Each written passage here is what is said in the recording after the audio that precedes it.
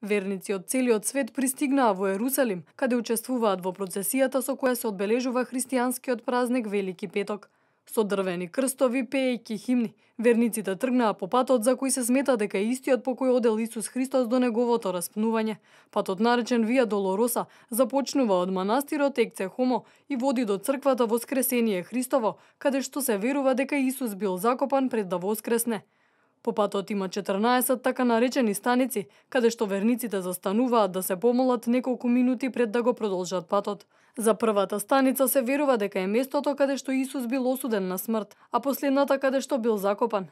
Овој годишен ритуал во Ерусалим привлекува илјадници аџии од целиот свет. Освен во Ерусалим, неколку места во светот го одбележуваат Велики петок со рекреирање на Христовото распнување на крстот. Една од најпознатите вакви манифестации се одржува на Филипините.